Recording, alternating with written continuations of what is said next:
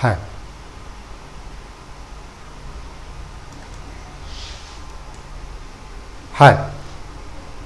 Welcome friends,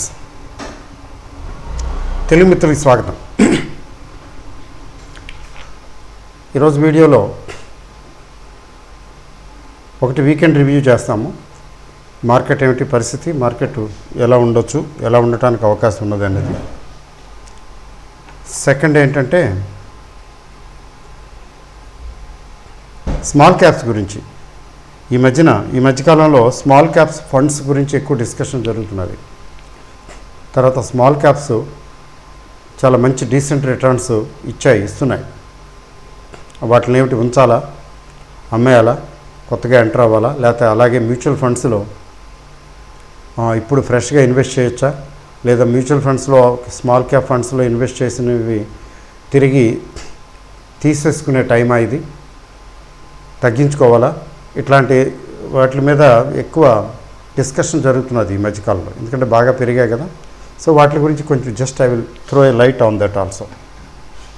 okay, first and foremost thing ఏంటంటే market అయితే వారం అంతా కొంచెం డల్గానే ఉంది. 30 పాయింట్లు, 50 పాయింట్లు, 20 పాయింట్లు అలా తగ్గుతూనే వచ్చింది. తగ్గుతూ కొసమెరుపులాగా ఫ్రైడే మాత్రం కొద్దిగా రికవర్ అయింది.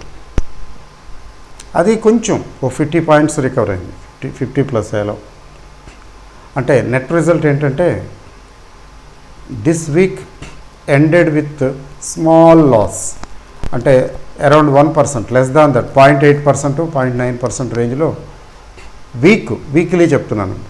పోయిన వీక్తో పోలిస్తే ఈ వీక్ కొంచెం కొద్దిగా తగ్గింది. కొద్దిగా 1%, లెస్ దాన్ 1% అంటే ఏముందండి, 150-200 పాయింట్ల మధ్యలో, 180-200 పాయింట్ల మధ్యలో అన్నమాట. అంటే ఓపెనింగ్ కావటం మాత్రం కొంచెం బాగానే, ఓపెనింగ్ వాజ్ గుడ్, పైనే ఓపెన్ అయింది. బట్ అది సస్టైన్ అవ్వలేదు. కొంచెం సెల్లింగ్ వచ్చి ఫైనల్గా ఎక్కడికి వచ్చిందంటే ప్రీవియస్ వీక్ క్లోజింగ్ కంటే దిగువకు వచ్చింది. అందువల్ల ఏంటంటే రెడ్ క్యాండిల్ ఫామ్ అయింది. దానికి విజిబుల్ రీజన్స్ ఏంటి కనపడుతున్నాయంటే కంటిన్యూస్గా జూన్ ఎండ్ తీసుకున్నా, లేకపోతే జూలై ఫస్ట్ వీక్ తీసుకున్నా ఎఫ్ఐఎస్ మాత్రం అమ్ముతూనే ఉన్నారు. భారీగా అమ్మటం లేదు, కొద్దిగా అమ్ముతున్నారు. But at the same time the same was being observed by DIIs కొంటున్నారు, వాళ్ళు అమ్ముతున్నారు, అదే జరుగుతున్నది. అందుకని మార్కెట్లో పెద్ద మూమెంట్ లేదు, పెద్ద మార్పు లేదు. మరి ఎందుకు అలా జరుగుతున్నదంటే మామూలే, బోత్ టేక్ సైడ్స్ నార్మల్లీ. ఎప్పుడో తప్ప ఇద్దరు ఒకే పని ఇప్పుడు చేయరు. వాళ్ళు అమ్మటం, వీళ్ళు అమ్మటం చేయరు. మ్యూచువల్ ఫండ్స్కి డబ్బులు వస్తున్నాయి బాగానే, పీపుల్ ఆర్ ఇన్వెస్టింగ్. ఇప్పుడు ఫిక్స్డ్ డిపాజిట్స్ అట్రాక్టివ్గా లేవు. తర్వాత ఇన్ఫ్లేషన్ పెరుగుతున్నది తెలుసు. ఇప్పుడు కామన్ మ్యాన్ సంగతి ఎలా ఉన్నా కానీ ఎడ్యుకేటెడ్ పీపుల్కి ఈ అవగాహన ఉంటుంది. తర్వాత బిగ్ మనీ, ఎక్కువ మనీ ఉన్న వాళ్ళకి చెప్పక్కర్లేదు. అందుకని టు బీట్ ఇన్ఫ్లేషన్ ఎక్కడో ఇన్వెస్ట్ చేయాలి. గోల్డ్ ఆల్రెడీ బాగా పెరిగిపోయింది కదా. స్టాక్స్ ఆర్ ఓకే, స్టాక్స్లోకి వచ్చేసింది డబ్బు మ్యాక్సిమం. తర్వాత మెల్లమెల్లగా స్టాక్స్ ఓవర్ హీట్ అయినప్పుడు అందులోంచి తీసేస్తారు. బుల్ రన్ నడుస్తున్నంతకాలం నడుస్తుంది. ఎక్కడో బ్రేక్ పడుతుంది, అక్కడి నుంచి మెల్లమెల్లగా కొద్దిగా జారుకుంటూ ఉంటుంది. మరి ఆ జారుకునేటప్పుడు ఆ వాలటాలిటీ వచ్చినప్పుడు కామ్గా ఆ టైంలో, అలా టైంకి ముందుగానే బిగ్ మనీ ఏమవుతుందంటే బయటికి వెళ్ళిపోతుంది. అప్పుడు గ్రాడ్యువల్గా రియల్ ఎస్టేట్ మీదకి వెళ్ళిపోతుంది ఆ డబ్బు. అదొక్కటే ఇప్పుడు తగ్గుంది, అంటే పెరగకుండా ఉంది నాకు తెలిసి. సో ఇప్పుడు మార్కెట్ పొజిషన్ ఏమిటంటే జస్ట్ ఊరికే పొజిషన్ చూద్దాం. చూసిన తర్వాత let's try to draw conclusions, draw inferences if not conclusions. చూడండి, ఇది ఈ చార్టు వీక్లీ చార్ట్ అండి, నిఫ్టీ వీక్లీ చార్ట్ చూడండి. లాస్ట్ వీక్ అయితే, గడిచిన వారం కాక ఇంత క్రితం వారం అయితే బాగా 15,500 దగ్గర నుంచి 15,900 దాకా వెళ్ళిపోయింది ఆల్మోస్ట్. అయితే నెక్స్ట్ ఫాలోయింగ్ వీక్ అంటే లేటెస్ట్ వీక్ ఓపెన్ అవటం అయితే 15,900 రేంజ్లోనే పైనే ఓపెన్ అయింది, కానీ అది తట్టుకోలేక కొంచెం తగ్గింది, అయితే మరీ తగ్గలేదు. తర్వాత తోక కూడా కొద్దిగా బాగానే పొడవుగానే ఉంది, అంటే మరీ పొడవు కాకపోయినా తోక చూసారా ఈ రెడ్ దాంట్లో, ఈ రెడ్ క్యాండిల్కి ఈ తోక ఇండికేషన్ ఏంటంటే ఇక్కడ దాకా తగ్గిందని. 15,620 చూపిస్తున్నది వీక్లీ చార్ట్లో. డైలీ చార్ట్లో డిఫరెంట్గా ఉంటుంది కొంచెం. 15,600 రేంజ్కి వరకు దిగి కూడా అక్కడి నుంచి మొత్తానికి రికవర్ అయ్యి 700 దగ్గర క్లోజ్ అయిందని అర్థం. ఇక్కడ 15,722 చూపిస్తున్నది. సో 100 పాయింట్లు పైకే వెళ్ళింది. అంటే సముద్రం అలా బయటికి బాగా వచ్చినట్టు వచ్చి కొంచెం ఎక్కువగా లోపలికి వెళ్ళిపోవటం, అలా బయటకు వస్తుంది ఉధృతంగా, వెనక్కి వెళ్తుంది కదా, ఆ వెనక్కి వెళ్ళేది కొంచెం ఎక్కువగా వెనక్కి వెళ్ళింది, ఒక 100 పాయింట్లు పైకి తీయాలి అంటే రికవరీ వచ్చిందని. సో ఈ ఇండికేషన్ ఇది తీసుకున్నట్లయితే దీన్ని బట్టి చూస్తే ఇక్కడ వీక్నెస్ అంటూ ప్రత్యేకించి కనిపించడం లేదు. నిన్న తర్వాత ఇండికేషన్స్ ఇవి చూడండి, ఎంఏసిడి ఇండికేటర్స్ చూడండి. ఎంఏసిడి ఇండికేటరు సజావుగా ఉంది, బుల్లిష్ జోన్లోనే ఉంది, అబౌవ్ 0 బుల్లిష్ జోన్లో ఉంది. మరి ఎంఏసిడి లైన్ కానీ ఈ లైన్ కానీ అన్నీ దగ్గరగానే ఉన్నాయి. డైవర్జెన్స్ పాజిటివ్ డైవర్జెన్స్ 17 అట. మరి ఎంఏసిడి ఈజ్ నెగ్లిజిబుల్ అనుకోండి, MACD is more than the signal line, కాబట్టి ఇక్కడేమీ బేరిష్నెస్ చూపించడం లేదు. తర్వాత ఇక్కడ చూడండి ఆర్ఎస్ఐ తీసుకున్నట్లయితే ఆర్ఎస్ఐ అబౌవ్ 68 అబౌవ్ 69 ఉంది వీక్లీ 69 ఉంది, అంటే పైన ఉంది, బుల్లిష్గానే ఉంది. అంటే 69-70 కొంచెం డేంజర్ లైన్ సెల్లింగ్ రావచ్చు కదా అంటే ఇట్స్ ఓకే, రావచ్చు, రాకూడదని లేదు, కానీ బట్ బుల్లిష్ మార్కెట్లో 70 is okay, reasonable. Still it can be expected to be bullish only. ఇంకా డైరెక్షనల్ ఇండెక్స్కి వచ్చినట్లయితే డైరెక్షనల్ ఇండెక్స్ కూడా ADX 14 ఏమో 25 ఉంది, బాగానే ఉంది. 25 అండ్ అబౌవ్ స్ట్రాంగే కదా. తర్వాత positive directional index negative directional index కంటే ఎక్కువ ఉంది, అది 27 ఉంటే ఇది 14 ఉంది, అంటే అది కూడా ఎక్కువే ఉంది. అంటే స్ట్రాంగ్గానే ఉన్నాయి, బులిష్ మోడ్లోనే ఉంది. జస్ట్ చూద్దాం వీక్లీ కాకుండా డైలీ ఎలా ఉంటుందో. డైలీ ఆర్ఎస్ఐ, డైలీ ఎంఏసిడి ఏం చూపిస్తున్నాయో చూద్దాం. డైలీ కొంచెం డైవర్జెన్స్ కొద్దిగా ఎక్కువ కనబడుతున్నది. అయితే డైలీ ఆర్ఎస్ఐ చూస్తే అంతేమీ పర్వాలేదు, బాగానే ఉంది. ఆర్ఎస్ఐ 56-22 ఉంది, కానీ కొంచెం అప్వార్డ్ ఇది చూపిస్తున్నది. లాస్ట్ ఫ్రైడే ట్రేడింగ్లో కొంచెం పైకి వచ్చింది. అయితే డైరెక్షనల్ ఇండెక్స్ తీసుకుంటే ADX మాత్రం ఇక్కడ 13 ఉంది, డల్గా ఉంది. డైలీ కొద్దిగా డల్గా ఉంది, కానీ వీక్లీ స్ట్రాంగ్గానే ఉంది. అంటే వీక్లీ ఆ విధంగా తీసుకున్నట్లయితే మరి భయపడవలసిన పని అయితే లేదు కదా, అది అనిపిస్తున్నది. ఇండెక్స్ టెక్నికల్గా తీసుకుంటే ఇండికేటర్స్ బాగానే ఉన్నాయి. బ్యాంక్ నిఫ్టీ మాత్రం దీనికంటే కొంచెం, నిఫ్టీ కంటే బ్యాంక్ నిఫ్టీ కొంచెం వీక్గా ఉంది. ఎంఏసిడి కానీ ఆర్ఎస్ఐ కానీ ఇండికేటర్స్ కొంచెం వీక్గా ఉన్నాయి, అంతగానే ఏం లేదు. వీక్ అంటే బేరిష్గా ఏమి లేవు. అయితే నిన్న మొన్న ఎక్కడో వీడియో చూశానండి, మండే ధమాకా డబాల్ అట్లాంటి ఏదో పెద్ద హిందీలో ఎవరో వీడియో పెట్టారు ఒక అబ్బాయి. చాలా వస్తాయి కదా వీడియోలు. ఇంకేముంది, మండే పటాపంచలు అయిపోతుంది, పడిపోతుంది, టపాలను పేలిపోతుంది, అంటే మార్కెట్ పడిపోతుంది, అంటే ఆల్మోస్ట్ కుప్పకూలిపోతుంది అన్న స్థాయిలో పెట్టాడు ఆ అబ్బాయి వీడియో. ఇదేంటి ఇలా చెప్తున్నాడు, సరే ఎవరి అభిప్రాయం వారిది కదా అనుకున్నాను, బట్ చూద్దాంలే అని. బట్ టెక్నికల్గా మాత్రం వీక్గా మాత్రం లేదు. అయితే చాలా స్లోగా స్లగ్గిష్గా ఉంది. ఆర్ఎస్ఐ కొద్దిగా ఇండికేషన్ కొద్దిగా ఆర్ఎస్ఐ ఇండికేషన్ కొద్దిగా ఆశాజనకంగా ఉంది, కానీ స్లోగా పికప్ అయ్యే అవకాశం ఉంది. కాబట్టి కమింగ్ వీకు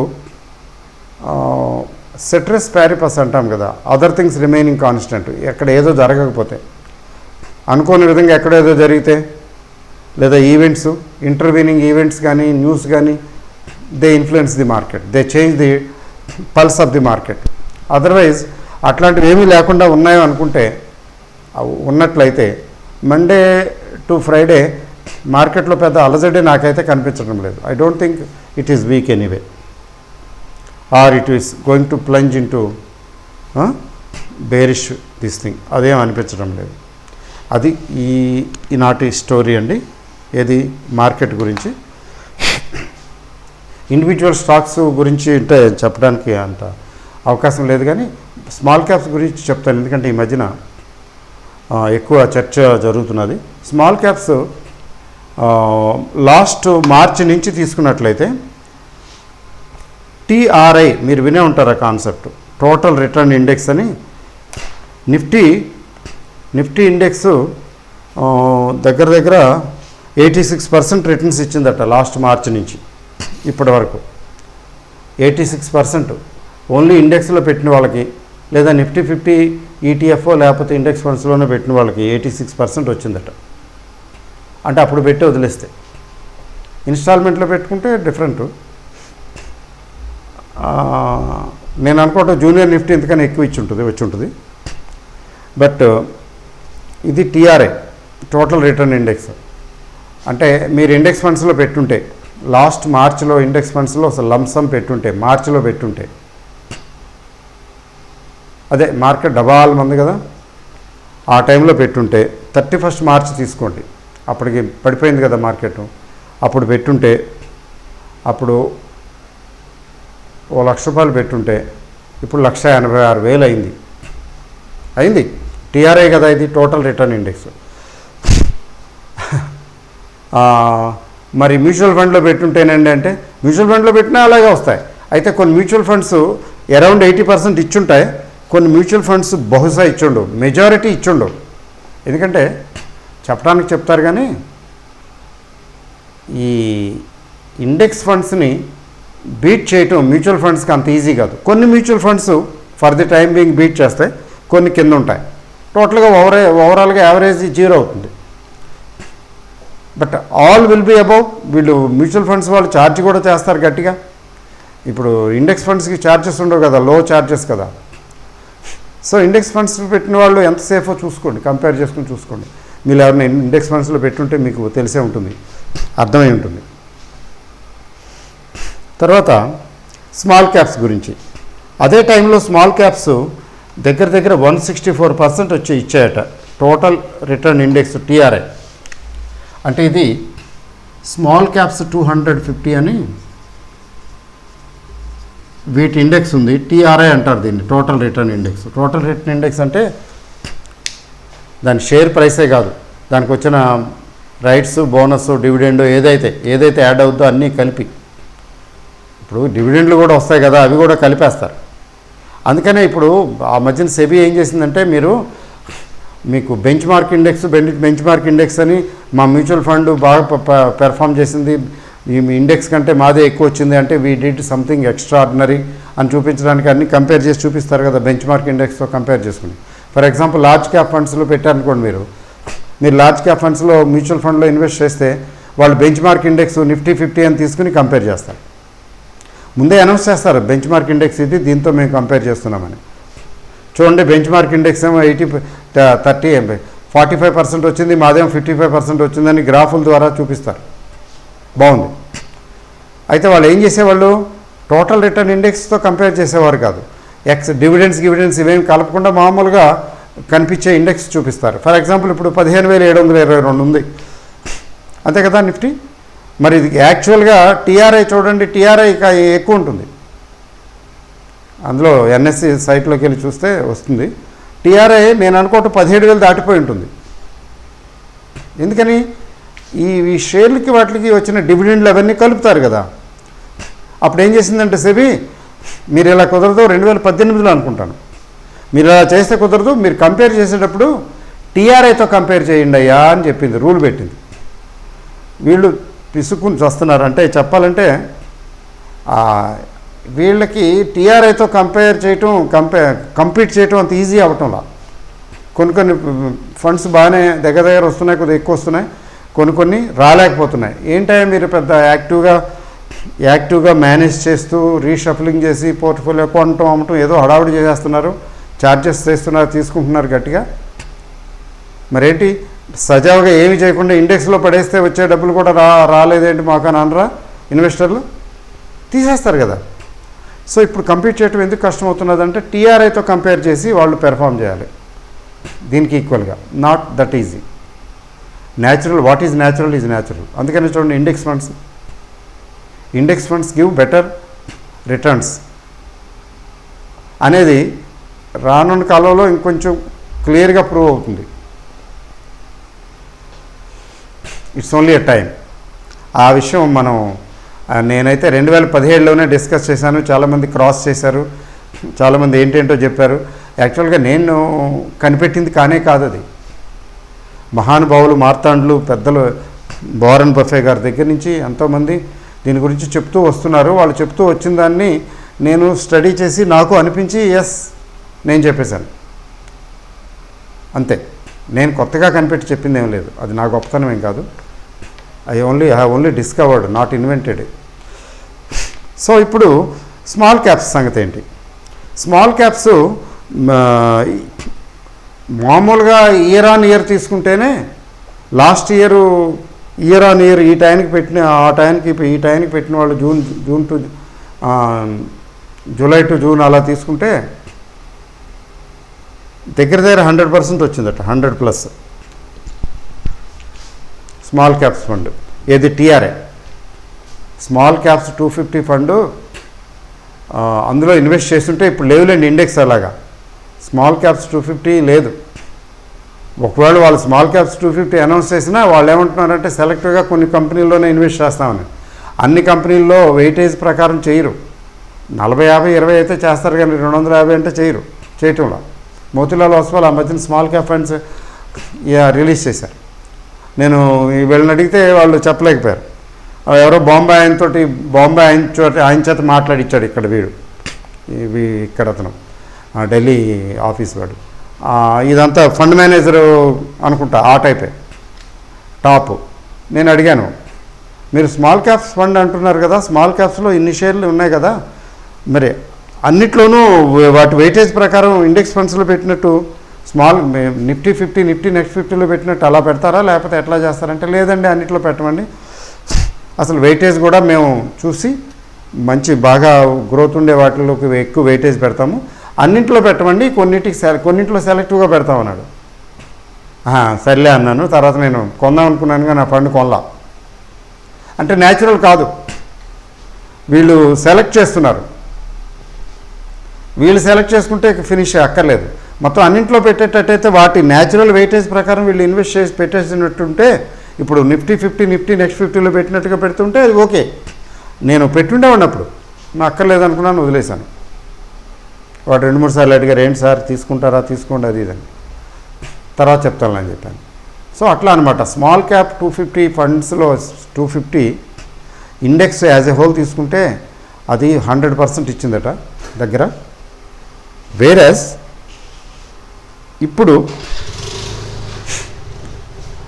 చాలా mutual funds, small cap funds, నిప్పను అవి చాలా ఉన్నాయి కదా, చాలా mutual funds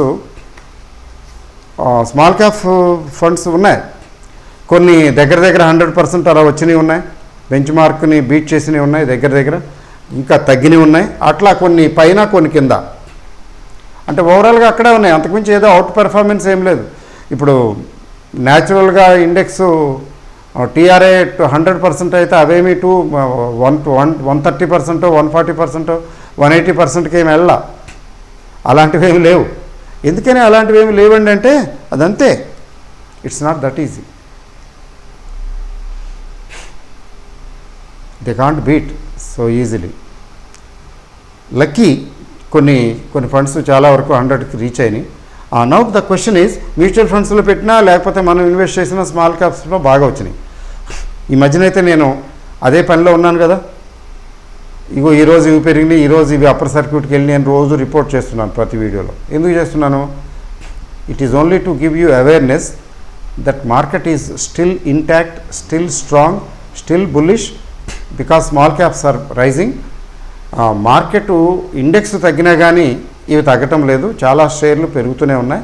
mid cap small cap సజావుగా నడుస్తున్నాయి. కాబట్టి మార్కెట్ హెల్త్ బాగుంది, సెంటిమెంట్ వీక్ కాదు, సెంటిమెంట్ బేరిష్ కాదు అని చెప్పడం కోసం. ఇన్సిడెంటల్గా కొన్ని షేర్లు ఎంత బాగా పెరుగుతున్నాయని చెప్పడం కోసం. చాలా వరకు ఆ షేర్లు నా దగ్గర ఉన్న వాటిల్లోనే తీస్తున్నాను, బయటవి చూడటం లేదు, అంత టైము స్పేర్ చేయటం లేదు. నేను నా దగ్గర కనబడుతున్నాయి కదా, ఓహో ఇది ఇంత పెరిగిందా, ఈరోజు ఇంత పెరిగిందా అని చెప్పడం. Now the question is, should we continue or should we book profit? దాని విషయంలో మేధావులు ఏం చెప్తున్నారంటే, అనలిస్టులు బాగానే ఉంది, పెరుగుతున్నాయి, on and average small cap funds, small caps 20-25% కదా ఎంత ఇచ్చినా ఓవరాల్గా. అంటే over a period of 5 years and above తీసుకుంటే 20-25 to 30% మ్యాక్సిమం ఇస్తాయి కదా. ఇప్పటివరకు హిస్టారికల్గా జరిగింది అదే. ఒక్కసారి అమాంతంగా 100% వచ్చాయి కదా. ఈ స్టేజ్లో వదిలిపెట్టడం శ్రేయస్కరం కాదేమో. కొంచెం ప్రాఫిట్స్ బుక్ చేసుకుంటే మంచిది. మళ్ళీ రేపొద్దున వాలటైలిటీ వచ్చేసిందంటే వాలటైల్ మార్కెట్లో తగ్గుతాయి కదా. స్మాల్ క్యాప్స్ మార్కెట్లు తగ్గేటప్పుడు ముందు తగ్గేది స్మాల్ క్యాప్సే కదా. ఉసూరు అనిపిస్తుంది, అయ్యో అది అమ్ముకుని ఉంటే బాగుండేది. 180 దగ్గర మళ్ళీ ఇప్పుడు 120కి వచ్చేసింది. 60 రూపాయలు తేడా ఉంది, 1000 షేర్లు ఉన్నాయి, అయ్యో 60,000. ఆ డబ్బులు కూడా క్యాలిక్యులేట్ చేసేస్తుంది బ్రెయిన్ వెంటనే. 60,000 తగ్గిపోతుంది ఇప్పుడు అమ్మితే. లాభమే అనుకో, అప్పుడు అమ్ముకుంటే బాగుండేదేమో, సరే చూద్దాం, లేకపోతే మళ్ళీ పెరుగుద్దిలే అని వదిలేయటం, రకరకాల ఆలోచనలకు గురవటం. సో అందుకని ప్రాఫిట్ బుకింగు బెటర్ ఏమో అని అంటున్నారు మెజారిటీ. అయితే అనుకుంటానంటే ప్రాఫిట్ బుకింగ్ మంచిదే, కానీ మార్కెట్ ఏం వీక్గా లేదే, ఇంకా పెరగదని ఏం లేదు. అందుకని ప్రాఫిట్ బుకింగ్ అనటం కంటే, ఇది ప్రీమెచ్యూర్, తొందర ఏంటి? ప్రాఫిట్ బుకింగ్ అనటం కంటే పార్షియల్గా కొద్దిగా ప్రాఫిట్ బుక్ చేసుకుంటే వెళ్తే ఎలా ఉంటుంది? ఇవాళ 20% బుక్ చేసాం ప్రాఫిట్, మరి కొన్నాళ్ళ తర్వాత ఇంకొంచెం పెరిగింది, అది ఇంకో 10-20% తగ్గిస్తాము. లేదు అక్కడి నుంచి పెరగదు, ఓకే, కావాలనుకుంటే అప్పుడు తీసేస్తాము, లేకపోతే వదిలేస్తాము. కొంత తీసేసుకుని ఉంటే లిక్విడిటీ ఉంటుంది కదా. అందుకని నేనైతే పర్సనల్గా స్మాల్ క్యాప్స్లో ప్రాఫిట్స్ బుక్ చేయవలసిందే. Start booking profits no matter how the market moves. Market బాగుంది కాబట్టి అమ్ముకోవాలండి. 2 పార్షియల్గా ప్రాఫిట్ బుక్ చేసుకుంటే పర్వాలేదు. అయితే స్టాక్ స్పెసిఫిక్ కొన్ని స్టాక్స్కి ఇంకా బోల్డంత స్కోప్ ఉంది, ఇప్పుడిప్పుడే పెరుగుతూ ఉన్నాయి. వాటిని టచ్ చేయకుండా ఆల్రెడీ చాలా రోజులుగా పెరుగుతూ వచ్చినవి ఉంటే కొంత పార్షియల్గా ప్రాఫిట్ బుక్ చేసుకోను, డబ్బులు జోబులో పెట్టుకోవటం, ప్రశాంతంగా మిగతా వాటి కోసం చూడటమే. ఇంకా పెరిగితే మిగతావి కూడా, మిగిలిన క్వాంటిటీ కూడా అమ్ముకోవడానికి. అట్లాంటి అభిప్రాయం, అలా అయితే బాగుంటుందేమో అని నా అభిప్రాయం, అంతేగాని మీరు పాటించవలసిన అవసరం లేదు. Follow your own philosophy and wisdom. All the best. Thank you, weekend. Bye.